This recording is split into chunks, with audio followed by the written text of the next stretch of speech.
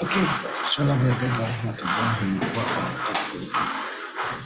Kita sekarang akan bicara tentang tiga lini pertahanan atau three lines of defense. Ini sangat khas di dalam prinsip governance. Meskipun pada perkembangan terakhir three lines of defense ini mulai berubah ke arah three lines model, ya. Tapi selama itu belum menjadi standar, maka kita akan bicara yang ada di yaitu three lines of defense. Apa itu three lines of defense? Kita Oke. Three lines of defense itu seringkali kita panggil juga sebagai 3LD, 3LD.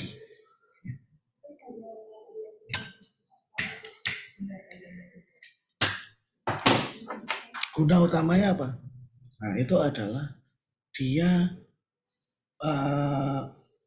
manajemen risiko itu kemudian disebar ke berbagai lini yang ada di mereka punya operations, ya. Jadi ini membedakan antara fungsi-fungsi ini sebagai siapa yang menjadi pemilik risiko, terus kemudian siapa yang menangani risiko, dan siapa yang mengawasi risiko, ya. Fungsi-fungsinya ini nanti akan kayaknya nggak enak ya model gini ya. Sebentar, saya pakai yang biasa aja deh. Ya, nggak apa-apa Pak. Benar-benar pakai yang biasa aja, tradisional aja. Nah, segini aja dah. Gini saja. Bentar ya. Slideshow.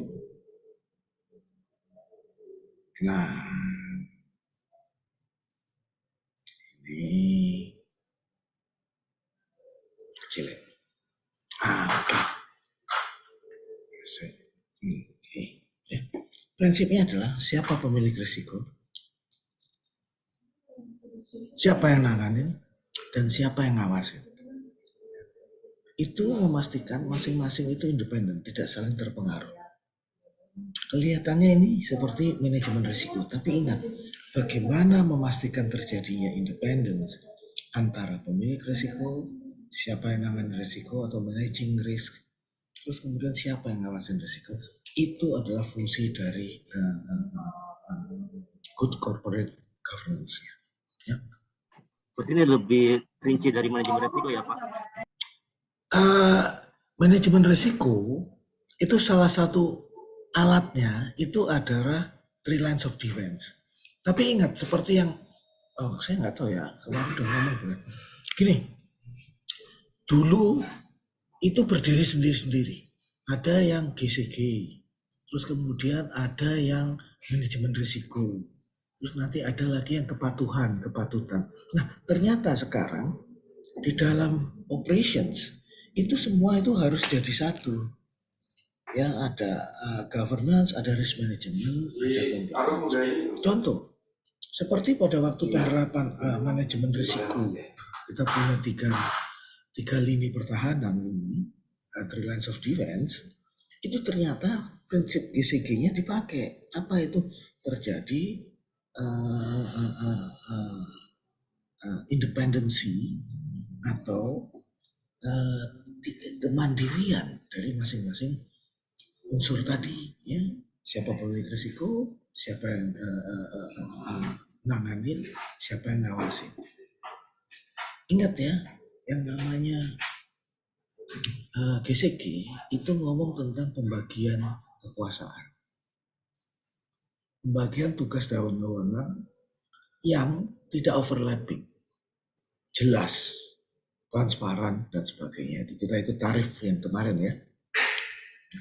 Maka ini dimasukkan ke dalam GCG juga dalam konteks manajemen risiko.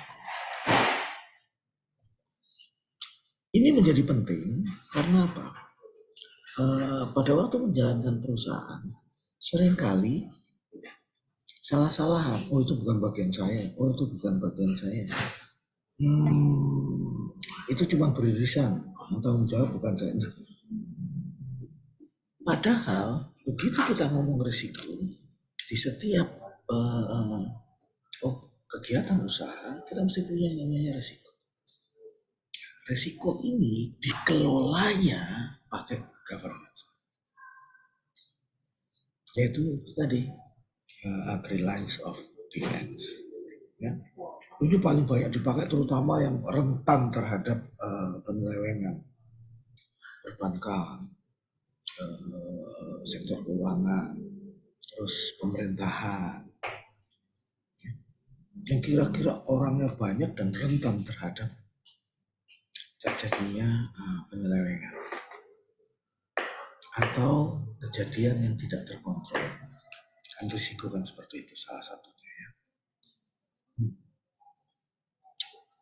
Jadi begini, selama ini kita cuma tahu komisaris itu cuma diem, duduk, ketawa-tawa, terima gaji, toleh pulang. Ternyata enggak. Komisaris itu di bawahnya, kalau yang benar, dia harus punya komite-komite. Salah satunya komite audit. Nanti ada juga komite kepatuhan. Nanti komite remunerasi. Terus kemudian ada lagi komite risiko. Minimum itu dia harus punya komite audit. Loh, bukannya di bagian di bawah direksi itu juga ada audit. Jadi ada finance, ada audit. Nah, audit yang ada di direksi itu dia mengaudit secara langsung terhadap finance dan segala kegiatan operasional. Sementara yang ada di komisaris, komite audit itu memastikan bahwa yang dilakukan oleh internal auditor perusahaan tadi itu sesuai dengan prinsip-prinsipnya.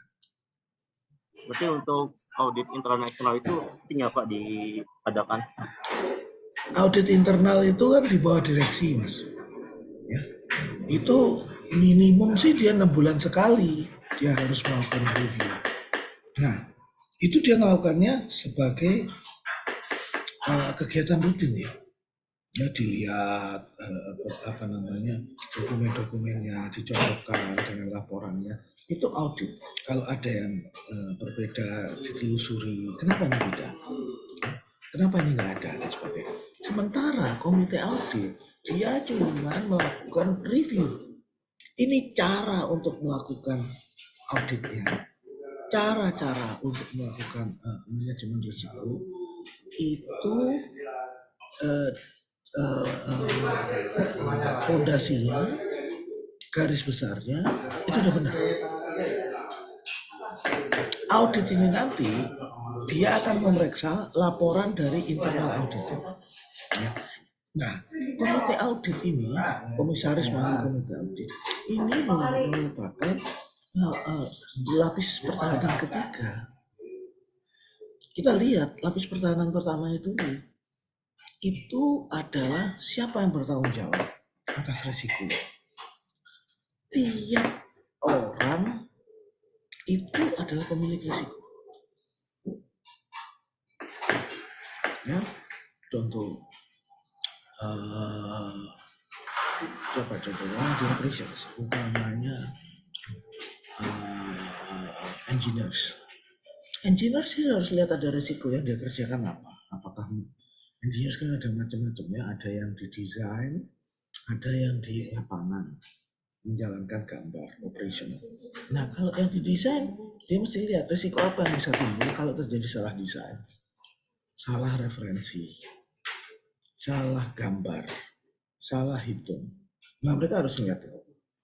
Kalau yang di operational mereka mesti lihat juga, ini kalau saya mengoperasikan mesin cetak begitu ya. Nah itu kira-kira apa yang bisa timbul di dalam mengoperasikan mesin cetak. Nah, itu yang disebut risiko. Nah, dia yang harus ngerti. Kenapa pemegang risiko itu adalah orang yang mengerjakan? Karena dianggap yang tahu risiko yang paling benar itu adalah orang yang melakukan. Semua karyawan itu sebenarnya adalah pemegang risiko lini pertama. Dia tahu harus tahu tepatnya apa yang menjadi risiko di dalam kegiatannya di harian. Office boy salah satunya dia bisa lihat kalau saya pel itu masih basah, itu bisa menjadikan orang terpleset. Oke, itu salah satu risiko. Office boy juga ngelihat penggunaan bahan, alat pel, cairan untuk membersihkan meja, itu penggunaannya seberapa normal. Ya. Kapan dia boros, kapan dia bisa irit tapi nggak bersih, itu juga dia yang memperhitungkan. Ya, apakah ini nanti bisa beracun? Dia memperhitungkan risiko tersebut. Umpamanya, ruangan ini harus kita desinfektan, ya namanya lagi PPKM gitu. Nah, pada waktu dia melakukan desinfektan pakai pengkaputan, dia tahu resikonya. Kalau ini dibuka, ada orang masuk bisa gelagapan, ya, karena bukan penguapan. Gitu. Maka dia apa mitigasinya? Dia lihat oke, untuk sementara dia tutup dulu ruangan tersebut. Atau menggunakan metodenya adalah nggak langsung seluruh ruangan, tapi dibuat bagian per bagian. Nah, ini yang dimaksud sebagai dia mengendalikan risiko. Dia bertanggung jawab atas pekerjaan yang dia lakukan. Nah, kalau terjadi sesuatu, maka yang berikutnya adalah siapa yang akan melakukan pengaturan, manajemen. Itu adalah atasannya yang kemudian dikoordinir oleh manajer risiko dan kepatuhan. Dia akan lihat, kalau di satu bagian, satu individu dari satu bagian, satu individu yang di bagian A, itu ternyata dia punya kaitan dalam tugasnya dengan individu lain yang ada di bagian B. Nah, bagaimana dia koordinasi? Bagaimana mereka melakukan kegiatan bersama, mitigasi bersama, saling berbagi tugas dan tanggung jawab. Itu yang ngatur, terutama risiko itu ada di manajemen. Dalam hal ini manajemen risiko dan kepatuhan. Ya. Nah, kalau itu sudah dilakukan, yang ngawasin itu nanti adalah dari komite auditnya komisaris. Sampai di sini bisa diterima? Ya Pak, bisa dipahami. Berarti sebenarnya untuk komite audit itu dia harus menjadi bebas ya Pak, tanpa ada istilahnya unsur-unsur apa ya, kayak paksaan gitu atau ada apa masukan dari Iya, jadi komite audit sebagai pertahanan terakhir dia harus benar-benar independen. Ingat ya, komite audit itu laporannya ke komisaris. Bukan ke direksi Pak. Bukan, komite audit itu ke komisaris. Ke direksi itu, kalau Anda lihat, ini kan ada 2 garis. Yang dimaksud ke direksi itu adalah audit yang internalnya. Iya, yang internal Mas. Ya, internalnya, oke. Nah, nanti audit internal biasanya diaudit lagi oleh pihak eksternal. Yang menentukan auditor eksternal dan bekerja sama dengan auditor eksternal itu ada di komite audit Dewan Komisaris. Dapat ya? Iya Pak, mau nanya Pak, kalau audit itu infonya harus 5 tahun itu ganti ini ya, ganti auditor. Ya. Emang tuh kayak gitu atau gimana Pak?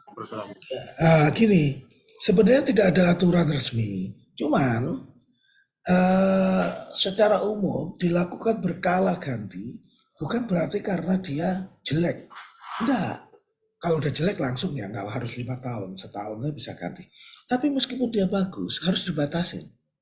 Kenapa? dia bisa kelamaan. Begitu kelamaan, godaan untuk melakukan penyelewengan menjadi semakin besar. Loh, dia kenal kok sama pelaku-pelaku yang ada di internal. Nah, begitu kenal, terbangun komunikasi secara manusiawi, nanti dia akan lebih rentan. Tatkala orang terkenal tersebut punya balas budi segala macam, sering ngajak nongkrong atau berlaku baik, atau ternyata saudaranya, itu begitu nanti, ayolah bang, tolong haluskan sedikit bang laporannya. Itu bisa terjadi. Oleh karena itu, maka secara berkala auditor itu harus diganti. Meskipun dia bagus ya, diganti. Oke. Nah, setelah itu bisa balik lagi. Atau bisa juga tetap auditor yang sama, cuman spesifik petugasnya harus berganti. Nah, kalau di kantor auditor publik, kantor akuntan publik atau auditor umum seperti Ernst Young atau apalagi ya, KPMG. KPMG itu kan perusahaan besar yang orang-orangnya itu macam-macam. Nah, maka bisa diminta, oke, saya tetap pakai KPMG atau Ernst Young, ya. Cuman yang bertugas itu harus berbeda-beda. Masih bisa. Meskipun pada akhirnya kalau perusahaan itu besar, apalagi perusahaan publik, dia akan ya tetap harus ganti setiap 5 tahun. Karena takut yang kerjakan itu bisa beda, tapi manajernya sama. Nah, ada orang yang tahu kalau saya nggak bisa ngomong sama stafnya, saya ngomong sama supervisornya. Nggak bisa ke manajernya, nggak bisa ke general manajernya, nggak bisa dia bisa kongkalikan sama direksinya. Nah, itu yang dicoba di minimalkan di sini. Ingat, komite audit, auditor internal maupun eksternal itu harus independen. Masalah utamanya nanti di sini adalah rentan terhadap pengaruh yang kasarnya rentan terhadap korupsi, terima suap. Oke, begitu ya. Nah, kita lihat yang lebih pertama. Ingat ya, dia dilakukan oleh siapa yang mengerjakan tugas tersebut. Dia di garis depan. Kenapa? Dia yang ada di operasional. Dia harus memastikan bahwa di tempat dia pengendalian terhadap tugas tanggung jawab, terhadap risiko, itu dilaksanakan secara kondusif. Artinya menjadi semacam refleks. Contoh-contoh yang paling gampang. Contoh, kalau Anda tahu orang-orang safety, dulu kan dimusuhin, safety ini bikin susah aja gini, nggak boleh gitu, nggak boleh. Cuman begitu ada kesadaran tentang safety di seluruh lini, maka begitu kita lewat, kita lihat lantai basah, kita sudah langsung bilang, ini ada bahaya nih. Apa? Orang bisa kepleset. Maka orang tersebut bisa mengambil tindakan. Kebersihan mana? Kebersihan. Ini tolong dikasih tanda. Wah, ini masih basah. Ya, itu contohnya. Atau dia jalan di tangga. Dia lihat, wah ini masalah nih. Kenapa? Antara anak tangga itu kok tidak ada pembatasnya. Jadi kalau dilihat sepintas itu warnanya sama. Orang seringkali bisa kepleset. Kenapa? Dia nggak tahu batasnya. Anak tangga yang ini bedanya dengan anak tangga di atasnya, terutama yang di bawahnya. Itu kalau nggak kelihatan, orang bisa salah langkah, keselio, jatuh, gelundung. Itu kalau dia sudah punya refleksnya, dia akan bilang, oh nggak bisa ini. Apa? Dikasih stiker lah untuk membedakan. Atau dikasih pinggiran, atau dibuat warna lain, dan sebagainya. Itu terjadi karena apa? Sudah menjadi refleks. Nah, demikian juga dengan risiko-risiko atau pekerjaan sehari-hariannya. Itu nanti dia menjadi refleks, oh ini nggak benar, oh ini bisa punya masalah kayak begini. Nah, situasi ini menjadi kondusif karena apa? Bukan cuma dia saja yang ngomong, tapi semua orang bicara dalam hal yang sama. Dalam hal ini manajemen risiko. Terus kemudian dia akan menjalankan apa yang menjadi kebijakan secara umum. Ingat ya, kebijakan itu kan dibuat dari direksi dengan melakukan konsultasi komisaris, maka itu menjadi strategi kebijakan. Terus kemudian turun tuh dari korporasi ke divisi, ke bagian, ke unit, sampai ke orang tua. Nah, ini yang mereka jalankan. Sehingga balik lagi timbul refleks. Begitu melakukan sesuatu, dia udah ngeliat kira-kira resikonya apa. Nah, secara umum resiko itu kita pemetaannya adalah kita hitung bobotnya. Apa itu bobot? Itu yang pertama adalah kemungkinan terjadinya risiko atau frekuensi yang dikalikan dengan kalau terjadi risiko tersebut dampaknya seberapa. Kalau dampaknya besar banget, maka nilainya tinggi. Nah, kemudian dikalikan dengan seberapa besar kemungkinan dia tinggi. Contoh. Masih ingat beberapa tahun yang lalu kita punya masalah dengan mati listrik Jawa Bali. Oh iya, yang gara-gara mati di Jawa Tengah itu ya Pak? Ya gara-gara pohon apa tuh ganggu sutet. Iya. Itu semua orang susah loh, terutama industri. Lo mau ngapain? Di rumah-rumah juga susah. Industri mau pakai UPS. UPS itu paling cuma 1 jam. Oh iya, Dia mau pakai genset. Genset itu tidak pernah kapasitasnya 100%.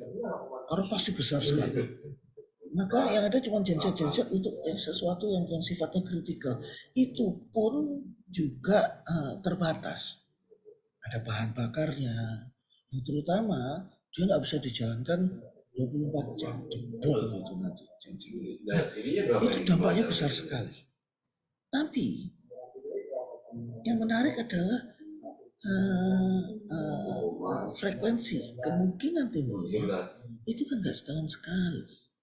Sampai sekarang kita akhirnya tidak pernah menemui yang namanya blackout total seperti itu, mati lampu besar gitu tadi, yang merata dan lama, sehingga nilainya bisa menjadi kecil bobotnya.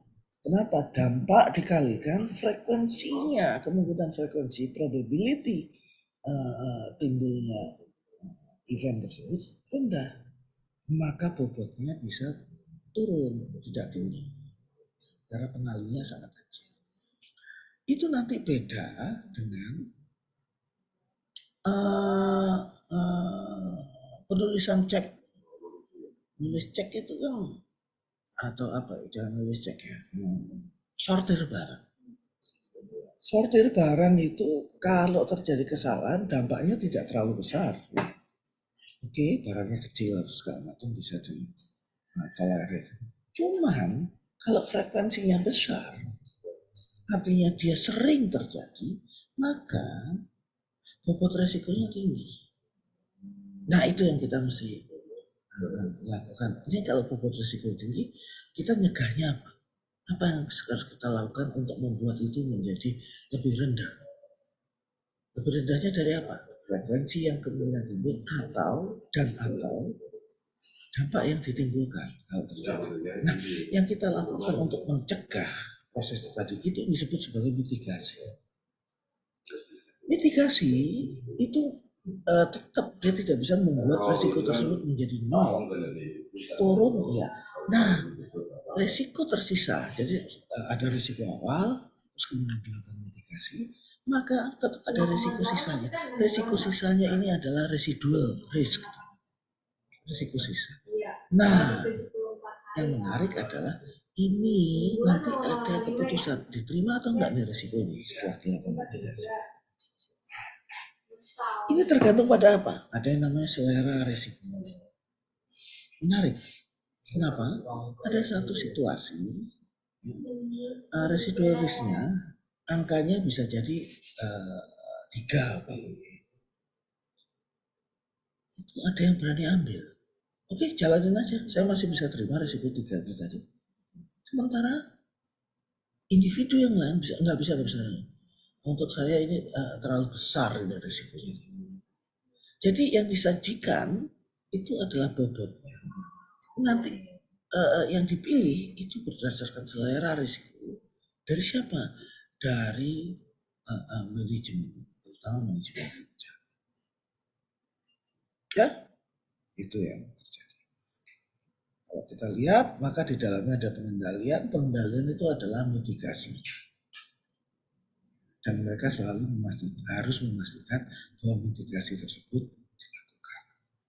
Oke, itu lini pertama. Bagaimana lini kedua? Lini kedua ini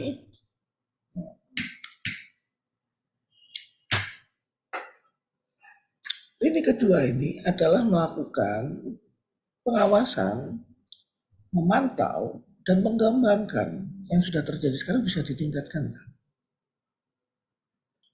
Itu yang kita sebut sebagai continuous improvement. Secara keseluruhan ada yang bisa kita perbaiki sehingga terus menerus menjadi lebih baik dan lebih baik. Kalau sempurna tidak ada kata sempurna. Maka yang dilakukan adalah mengejar kesempurnaan sedikit, jangan langsung banyak. Biasanya kalau satu kebijakan langsung banyak besar, menyeluruh gede-gedean, biasanya jarang bisa efektif. Lebih efektif itu dari sedikit, tapi terus menerus dilakukan perbaikan. Ini kedua juga melakukan pengawasan. Gimana sih yang dilakukan oleh fungsi bisnis tersebut, orang-orang tersebut, divisi tersebut terhadap risiko. Bagaimana kepatuhan mereka terhadap standar operasionalnya? Sesuai nggak?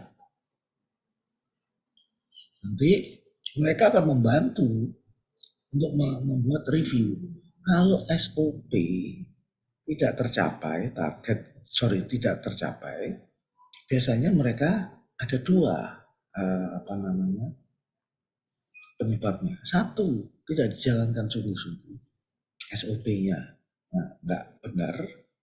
Atau yang kedua, ada perkembangan terakhir akan situasi yang sebelumnya nggak dipikir, sehingga SOP-nya harus berubah. Contoh, sebelumnya untuk melakukan untuk melakukan sorry, cuman dia yang boleh duduk di situ. Nanti ribut sama yang punya. Oke, sorry itu bos saya datang. Ya, dia akan ngawasin.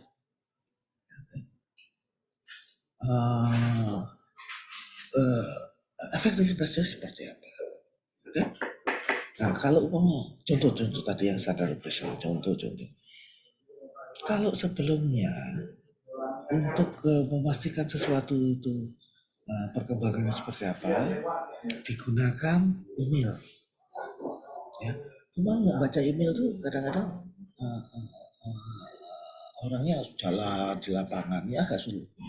Maka ternyata cepat diganti, bisa pakai WA, bisa juga telepon. Nah itu yang disebut sebagai salah satu bentuk improvement pada SOP-nya.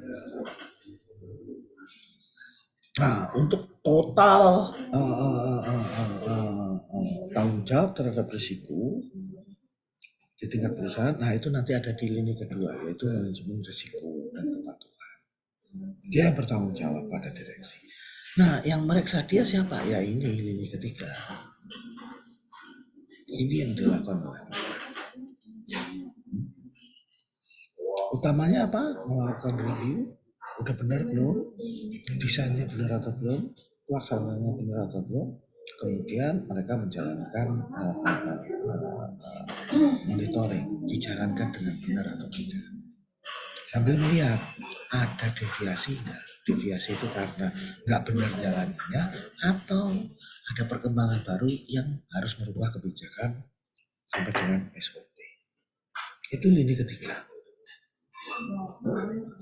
Nah, yang paling penting ini urusannya sangat gisi adalah bagaimana menghindari terjadinya benturan kepentingan. Ya, kepentingan organisasi itu dituangkan dalam, nah itu tadi ya, kayak peraturan pusat, di mana dirumuskan pelaksanaan, gimana pelaksanaan kebijakan, bimbingan teknis, kemudian dilakukan supervisi, pengelolaan, dan sebagainya dan sebagainya. Sementara kepentingan pribadi, jangan lupa tiap orang itu punya keinginan kebutuhan yang sifatnya bisa beda. Nah, ini kita harus melakukan pengendalian. Jangan sampai organisasi tersebut kemudian dimanfaatkan untuk kepentingan pribadi dari karyawan atau direksi bahkan. Karena direksi itu sebenarnya dia bekerja untuk kepentingan dari perusahaan, ya, begitu. Nah, itu perlu diatur, jangan sampai terjadi benturan kepentingan. Umpamanya yang paling sering adalah di pengadaan.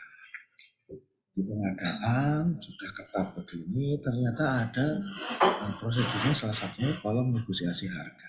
Nah, di negosiasi harga ini kalau tidak dikembangkan budaya integritas atau pengawasan, bisa jadi nanti yang nego bilang oke. Anda ngajukan harga 100 kan? Nah, saya itu akan disebut sukses kalau saya bisa nawar. Gini, kamu bisanya sebenarnya sampai berapa sih? 80 Pak. 80 ini udah paling bawah. Oke, nanti kita tulisnya kesepakatan kita 85. Yang 5 nanti buat saya ya. Nah, itu adalah yang paling sering terjadi di pengadaan. Kalau yang lain-lainnya, dengan pengetahuan Anda, saya rasa tahulah di mana titik-titik lemah terjadinya penyelewengan, benturan kepentingan tersebut. Maka gimana keberhasilan untuk penanganannya? Nomor satu paling penting, Mas, itu adalah komitmen dari pimpinan. Bukan cuma komitmen, dia juga harus memberi teladan. Maka itu yang disebut sebagai tone at the top. Kalau di atasnya itu ngomong jangan korupsi, jangan tawa, tapi dia kelakuannya terima duit dari supplier, sama aja bohong ya. nggak jalan. Orang kan bilang ngomong doang lu segitu ya, gue boleh dong dikit-dikit. Komitmen tidak cukup, harus ada keteladanannya. Tentu saja harus ada partisipasi dari seluruh karyawan. Mereka terlibat. Mereka harus merasakan bahwa ini kepentingan kita bersama. Begitu teknisnya, kita mesti lihat hal-hal khusus tadi. Ada nggak hubungan afiliasi? Kalau upamanya supplier utama itu ternyata saudaranya, ini perlu lebih hati-hati. Kenapa? Bisa terjadi kong kali kong. Ya. Peserta tender minimum 3 Pak, supaya tidak terjadi kong kali kong. Itu juga mesti nanti dilihat. 3 ini tadi ada afiliasi, hubungan khusus. Itu yang dilihat ya. Terus kemudian bagaimana gratifikasi. Gratifikasi itu orang ikut suap. Tapi orang budaya Indonesia itu lebih ngomong, ini terima kasih, aku sukses, terima kasih. Nah, menerima dari pihak luar dalam bentuk apapun, nanti didefinisikan bentuknya apa, itu sampai seberapa. Karena orang Indonesia kadang-kadang ya, kalau saya bertamu nggak bawa oleh-oleh itu kan nggak pantas ya, maka dia bawa buah apa. Nah itu kan orang dalam tadi kan terima sesuatu dari luar, itu masuk didefinisikan masuk gratifikasi atau sampai level tertentu itu bisa diterima sebagai hadiah. Ngawasin pekerjaan tambah. Pekerjaan tambah itu tadi benar dibutuhkan nggak sih?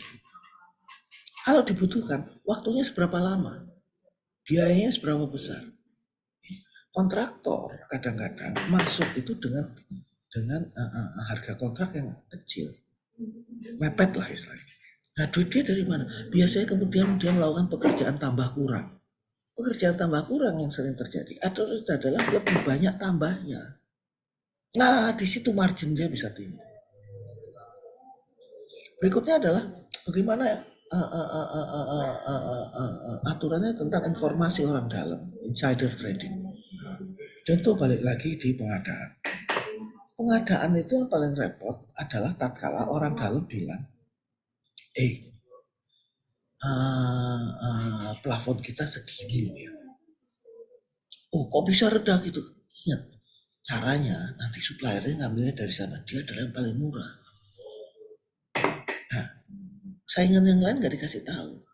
Nah, ini termasuk insider info. Sampai di mana diperbolehkan insider info tadi? Berikutnya jelas, pertama kepentingan dalam pengadaan barang jasa. Ini masalah tender. Ada pekerjaan yang sampai nilai tertentu harus ditender. Aturannya minimum 3 peserta, terus kemudian macam-macam. Ada juga yang namanya penunjukan langsung. Kalau harganya di bawah berapa, itu dia boleh langsung muncul. Kenapa? Karena kalau pakai proses tender itu lebih lama waktunya dan ada biaya tambahan. Ya, mengerjakan tender itu ada biayanya. Ya, Plus minus antara tender sama penunjukan langsung apa Pak? Kelebihannya? Tender itu memastikan, kita ngomong kita ngomong idealnya.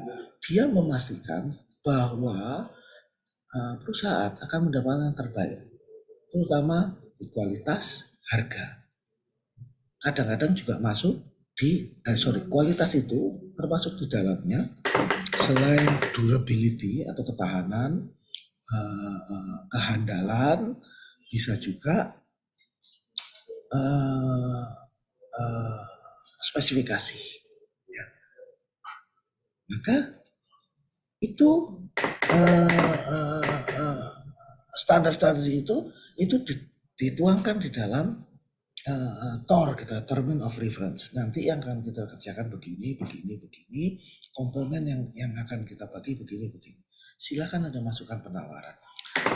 Menariknya kenapa? Nanti diadu si A, si B, si C, mana yang lebih baik dari 3 tadi. Hasilnya teorinya akan menjadi yang terbaik untuk perusahaan. Cuman masalahnya balik lagi, ingat ya, itu butuh waktu. Dan itu butuh tenaga banyak. Apa? Membuat dokumen tendernya dulu. Membuat tornya dulu. Terus apa lagi? Membuat harga perkiraan sendiri. HPS. Atau bahasa Inggrisnya Owner Estimate. Yang kira-kira owner bilang kalau kita kerjakan sendiri kurang lebih itu biaya segini. Tapi kalau kita nggak ada orang, kita minta vendor, kontraktor. Nah kontraktor tuh ngerjainnya harus kira-kira sama dengan HPS kita atau UI kita. Ya. Itu tender. Sementara penunjukan langsung itu dibutuhkan untuk pekerjaan yang nilainya kecil. Kenapa? Kalau dibuat tender, itu nanti ada biayanya akan naik.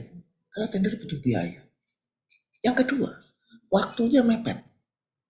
Begitu waktunya mepet, tender itu nggak bisa cuma seminggu, 2 minggu. Paling cepat itu 2 bulan. Malah dari ngundang, cari potensial kandidat, ngundang, terus kemudian bikin segala macam TOR tadi, HPS, OE, dilaksanakan, review lagi, itu panjang. Penunjukan langsung bisa lama ya. Satu adalah nilainya kecil, yang kedua waktunya mepet. Ada lagi yang ketiga, ini menarik, karena yang punya teknologi atau yang punya keahlian, ya cuma orang itu. Mau ditender kayak gimana, nanti peserta tendernya ada 3, ada 7, ada 20. Semuanya nanti yang mengerjakan ya tetap orang itu. Karena cuma dia yang punya teknologi. Cuma dia yang punya keahlian tersebut. Cuma dia yang punya sertifikat tersebut. Nah, daripada repot-repot, ini yang ngerjakan, ya maka dilakukan penunjukan langsung. Batasnya mana yang penunjukan langsung, mana yang harus tender, itu tadi dalam kebijakan perusahaan. Apalagi itu nilainya, waktunya, sama keahlian khusus. Kalau 3 itu terpenuhi, maka itu penunjukan langsung. Di luar itu tender biasa. Kemudian kita lihat juga tuntutan keluarga dan komunitas. Begini, pegawai itu utamanya kalau dia di marketing, marketing itu kan kerjanya kalau benar proyek besar, itu bisa hampir 24 jam. Kenapa? Dia harus nyari pemegang keputusan kliennya untuk menggolkan proyek besar. Nah, di dalam mengagulkan itu waktunya kepakai. Kenapa kliennya bisanya dapatnya malam? Gimana? Ayo kita sambil karaokean. Itu nanti ribut keluarga. Bagaimana minimalisasi itu tadi? Terus kemudian keluarganya ribut. Kenapa? Ternyata dia harus nemenin golf, nemenin touring, nemenin hobi. Itu menggerus pendapatan keluarga. Nah itu harus dipikir oleh korporasi. Berikutnya adalah orang tersebut ternyata dia ada di organisasi lain. Nah organisasi lain ini ternyata bisa mengambil manfaat dari kegiatan perusahaan. Nah ini harus dilihat, ini benturan kepentingan. Kemudian intervensi. Ada bekas tetap kepala bagian pengadaan, dia naik jadi general manager. Nah dia melakukan intervensi. Dia bawa jagoannya sendiri. Kok dia bisa? Karena yang menjalankan, yang di pengadaan itu dulu anak buahnya. Nah dia bisa menggunakan intervensi. Itu harus dilihat juga, ya. Atau rangkap jabatan. Rangkap jabatan itu sangat berbahaya. Kenapa?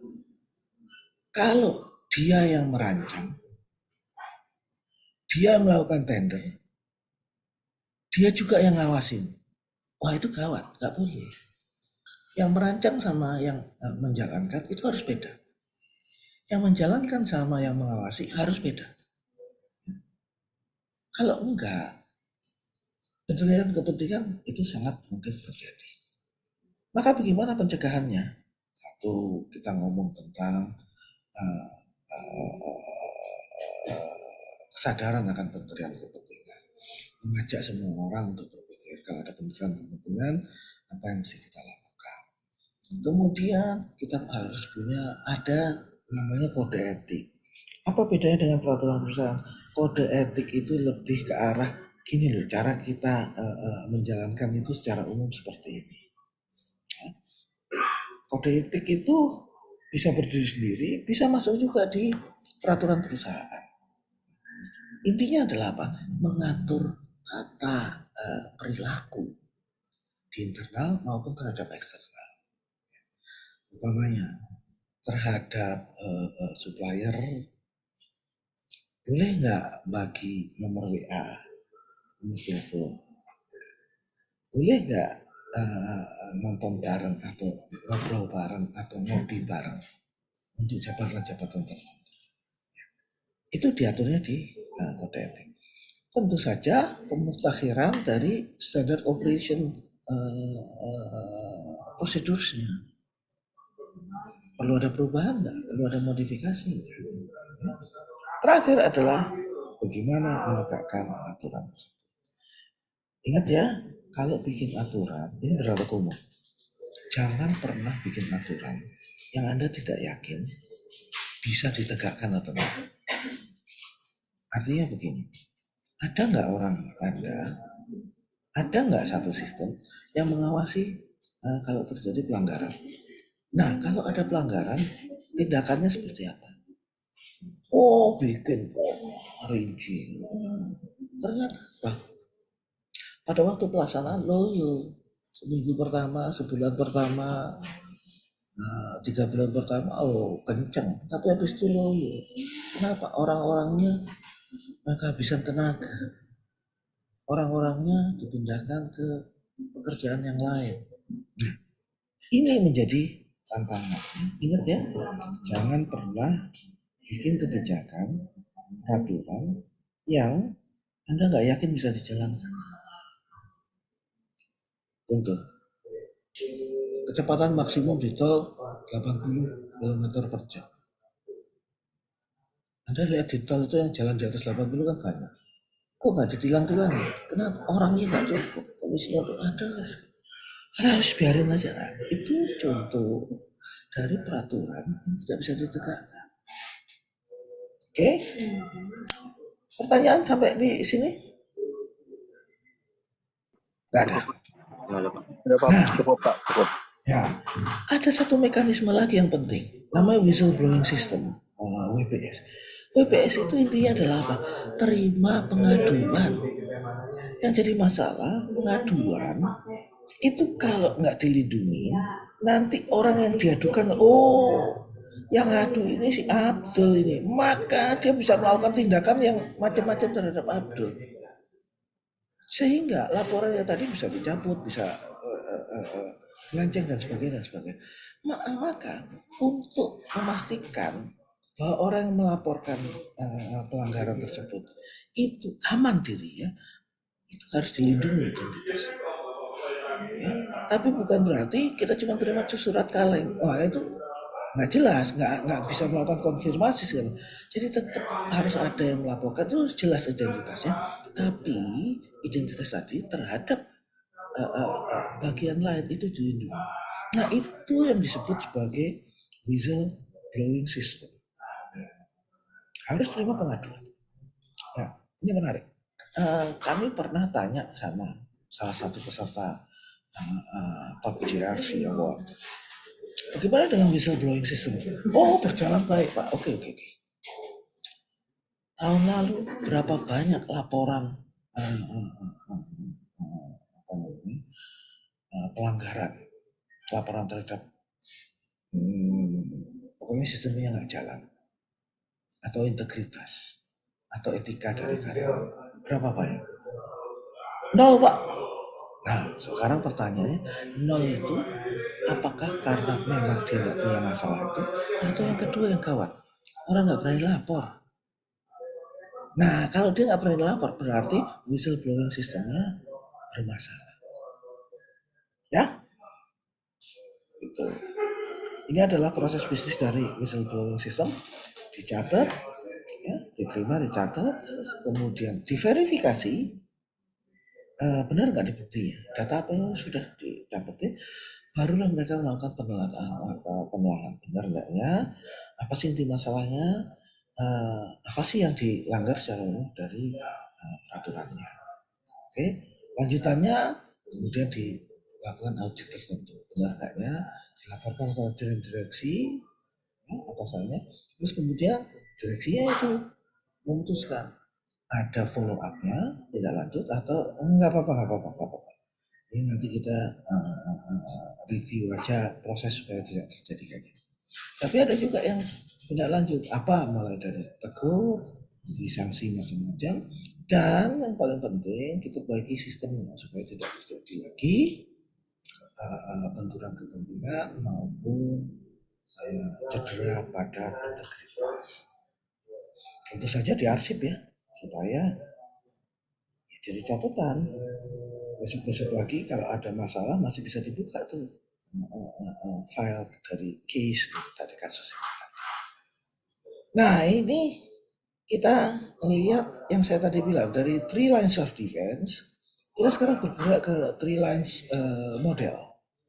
Artinya terjadi perubahan pada accountability-nya.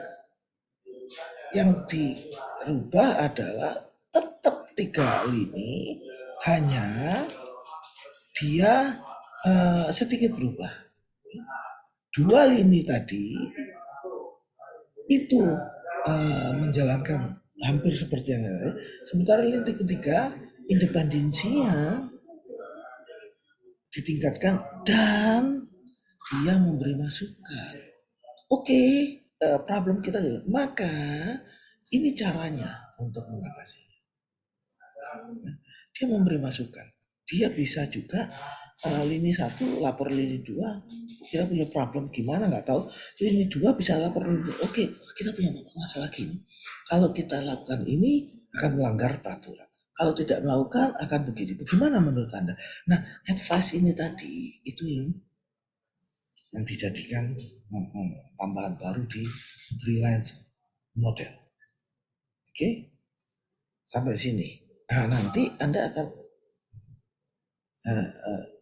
coba latihan sendiri. Ini ada pertanyaan. Biasanya gini, saya kalau bikin ujian UTS maupun UAS, kan otak saya terbatas, maka saya ngambil pertanyaan-pertanyaan itu yang biasanya ada di slide saya atau yang biasanya saya umumkan pada waktu kuliah. Nah, kalau Anda berlatih ini, insya Allah nanti kalau ujian bisa lebih mudah. Oke? Sampai di sini. Kalau nggak ada pertanyaan, saya tutup dulu. Ya, terima kasih Pak. Oke. Nah, karena waktunya udah mepet, nanti saya akan coba bikin rekaman ya. Saya rekam sendiri ya, ngomong-ngomong sendiri. Dan karena ini ternyata ada sedikit problem di tempat saya. Nah, hasil rekaman ini nanti seperti yang sebelumnya saya akan upload ke YouTube. Tentu saja nggak bisa seketika ya, karena saya mesti konversi macam-macam sekali. Itu nanti saya akan upload. Bagaimana cara kita bisa menjadi diskusi? Kolom komentar tetap terbuka atau pakai WA group kita. Ya. WA group itu sebenarnya lebih menarik karena apa? Semua orang akan tanda petik refleksnya akan dibaca. Kalau komentar tuh saya ngeliat kok ada beberapa itu ya jarang sekali. Kalau dia absen, dia download materinya udah. Insya Allah dibaca, insya Allah aja itu masalahnya sih. Oke, saya rasa begitu. Sampai jumpa di kesempatan yang lain ya. Ya, Pak. Malik, Baik Pak. Iya tetap Pak. semangat Malik. Iya, Sofyan, semangat Pak. Ya, Pak. tetap. Jadi Malik tetap semangat, Sofyan tetap selamat. Oke? Ya, Pak. Ayo, assalamualaikum warahmatullahi wabarakatuh. Waalaikumsalam. Waalaikumsalam warahmatullahi wabarakatuh.